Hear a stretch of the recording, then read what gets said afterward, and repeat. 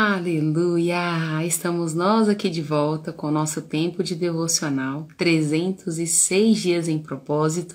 Propósito esse, queridos, que é a leitura total da Bíblia, tá bom? Seja muito bem-vindo. Se de repente você está vindo conosco aí desde o Novo Testamento, que nós também lançamos esse novo desafio, né? Então nós estamos com 36 dias.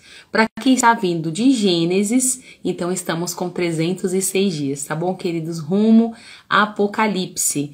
Mas por que esse propósito?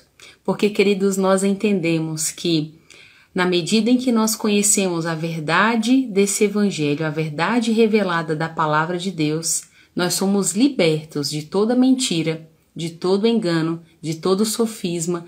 Querido, se tem uma coisa que tem acontecido nos nossos dias, são falsas doutrinas, são falsos mestres, e isso é um perigo para nós cristãos, sem dúvida, né, queridos, remanescentes que estamos aí aguardando a vinda do nosso amado Jesus. Então, nós precisamos estar firmes e firmados, queridos, na verdade, que é a palavra de Deus. Então, você quer um maior motivo do que esse, de você todos os dias ter a oportunidade de fazer o teu devocional, ter aquele tempo de qualidade com Deus, porque nós corremos tantos, né, queridos? Corremos tanto, olha, eu não sei se... eu sei que não é só eu, não só eu tenho uma vida assim, você também tem uma vida assim. Muitas pessoas à nossa volta têm essa vida corrida e muitas vezes nós estamos usando isso como bengala, como desculpa para não termos aquele tempo de comunhão, aquele tempo, sabe, aquele tempo que fala em Mateus, fechando a porta do nosso quarto, orando em secreto ao nosso Pai. E sabe, queridos, esse tempo de secreto é que realmente nos faz crescer, ter maturidade e ter experiências diferenciadas com o nosso Pai. Então, claro, fica aqui o meu encorajamento para que você se disponibilize, tá bom? Tirando toda desculpa, todo mimimi, como hoje em dia temos essa expressão no popular, né? E que você possa buscar mais ao Senhor, tá bom? Buscando a Ele enquanto nós podemos ainda achá-lo, não é verdade? Invocando a Ele enquanto Ele está perto, tá bom? Então seja muito bem-vindo, que Deus abençoe a sua vida. Você que está aí pelo Instagram, pelo YouTube, pelo Facebook, olha, que Deus abençoe a sua vida poderosamente nesse dia, tá bom? Continuando então, para que você entenda, nós estamos no Evangelho de João. Todos os dias nós estamos fazendo aquele resumão aí na média de 2 capítulos. Então hoje nós vamos para o resumão do capítulo 7 de João e do capítulo 8, tá bom? Então já pega aí sua Bíblia se você puder, ou então pega seu caderno para você já ir fazendo anotações aí, se você prefere fazer assim, né? Porque realmente a gente acaba absorvendo bem mais, eu não vou dizer decorando, mas o cérebro acaba realmente arquivando bem mais informações quando nós anotamos, né? Então é uma bênção, faça isso que com certeza essa palavra vai ficar assim enraizada em você e é isso que nós precisamos, tá bom? Então olha só, no capítulo 7 de João, dando continuidade aí, lembra? Quando terminamos o devocional ontem, falamos acerca daquele tempo onde Jesus ele é acompanhado de aproximadamente 82 discípulos. Quando Jesus traz verdades, queridos, 70 abandonam Jesus dizendo, olha, essas palavras são realmente duras demais, abandonam ali Jesus, é o que diz a palavra, né? E ali ficaram somente os 12. Jesus vira para eles e diz, vem cá, e vocês não vão com eles? E é quando Pedro diz maravilhosamente aquele texto conhecido a Jesus e menciona assim, Senhor, para onde iremos? Se só o Senhor tem as palavras de vida eterna. Maravilhoso esse texto, né? Bem conhecido, acredito que você já tenha ouvido falar. Foi nessa ocasião, então, que Pedro soltou. Aí, dando continuidade aqui no capítulo 7, no início dos versículos começa dizendo Jesus indo ali para a festa dos tabernáculos, tá bom? Algumas versões dão essa festa das cabanas, talvez esteja assim na tua tradução.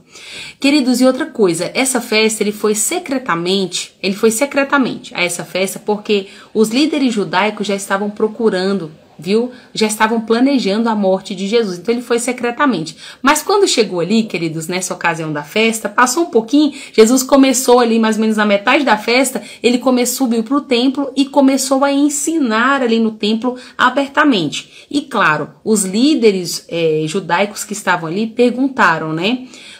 perguntaram entre si, tá? Como é que pode ele saber tanto se ele nunca esteve em uma de nossas escolas? Então eles mesmos, né, ficavam maravilhados com aquilo que Jesus liberava. E eles questionavam, né, de onde vem tanta sabedoria, né? Queridos, vamos lá.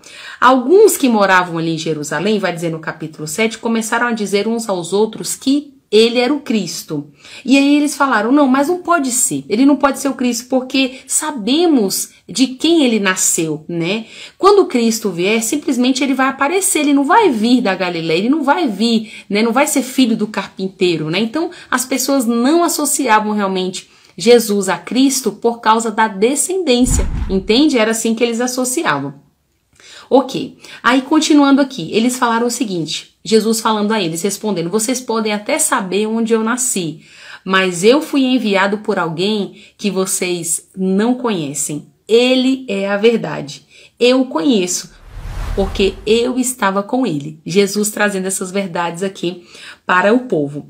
E, queridos, no dia mais importante da festa, dessa festa dos tabernáculos aqui, que era o último dia, Jesus falou assim, em alta voz para o povo, se alguém tiver sede, Jesus disse, se alguém tiver sede, venha a mim e beba. E as escrituras, queridos, declaram que do seu interior iriam fluir rios de águas vivas. Foi isso que Jesus falou, olha só, se você tiver sede, venha a mim, porque se você beber dessa água que eu lhe der, do seu interior irão fluir rios de água viva, e esses rios correrão do seu interior, de todos aqueles que creem em mim. Jesus disse isso. Tá, e como é que termina aqui o capítulo 7 para você entender? Jesus ali falou em alto e bom tom para todo mundo ouvir. Ele falou o seguinte, a multidão ali estava dividida então a respeito de quem era Jesus. Lembra? Eles estavam aqui pensando, vem cá, esse homem deve ser o profeta. Não, esse homem ele é o Cristo. Mas como ele pode ser Cristo se ele veio da Galileia? Então eles começaram a indagar e eles falaram, não, da Galileia não saem profetas, né? Os fariseus religiosos dizendo isso. E eles ainda, queridos, chegaram a enviar guardas para prender Jesus, os fariseus aqui, os mestres da lei. Só que quando os guardas chegaram ali, queridos, diante de Jesus, eles ficaram maravilhados com aquilo que Jesus ensinava. Então eles ficaram tão perplexos que ele falava, olha, eu nunca ouvi. Eles voltaram, né, não conseguiram prender Jesus e disseram o seguinte, olha, eu nunca vi alguém ensinar tão maravilhosamente. Terminou o capítulo 7. Vamos para o capítulo 8 e já vamos finalizar, bem rapidinho. No capítulo 8, então, passado esse episódio, Jesus vai para o Monte das Oliveiras para poder orar e ele passa ali a noite orando. Nós deduzimos que foi à noite, queridos, porque a palavra vai nos dizer que no outro dia, né, já dando seguimento, ele voltou bem cedo para o templo para poder orar. E aqui vai acontecer algo bem maravilhoso no capítulo 8, que é aquela situação da mulher que é pega em adultério. É bem aqui agora. Olha só como é que vai funcionar.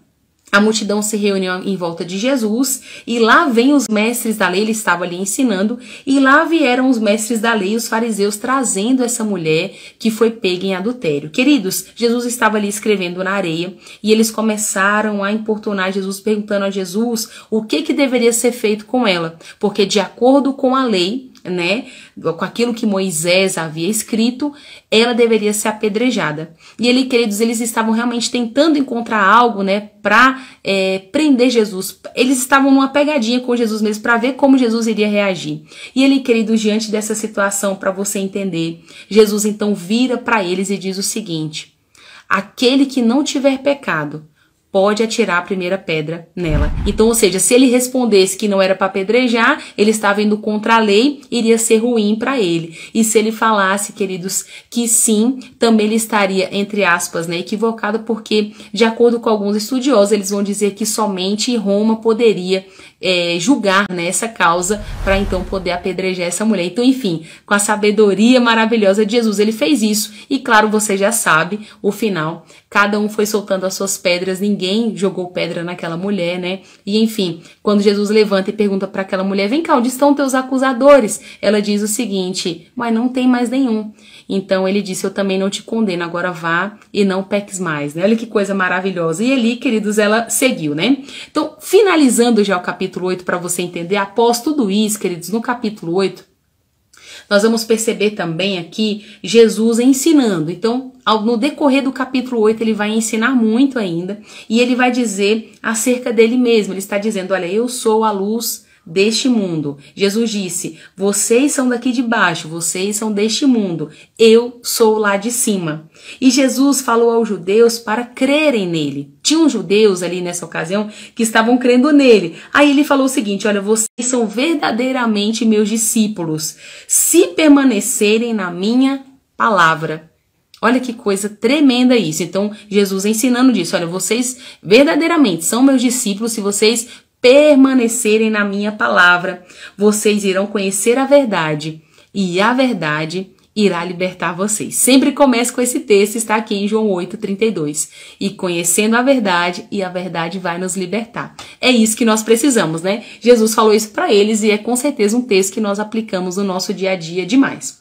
E aí ele disse, olha, eles não entendiam libertar. O que era esse libertar? Libertar, para eles falaram, mas a gente não é escravo de ninguém. Jesus falou, olha só, vocês são escravos do pecado. O filho tem todos os direitos, falando dele. O filho tem todos os direitos. Mas se o filho libertar vocês, vocês verdadeiramente vão ser livres. É isso que está faltando para vocês.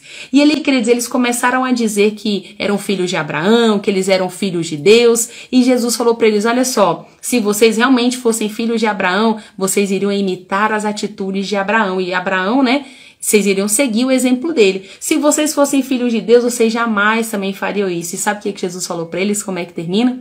Jesus diz o seguinte, vocês são filhos do diabo, vocês gostam de realizar os desejos dele. Ele foi assassino desde o princípio e odeia a verdade.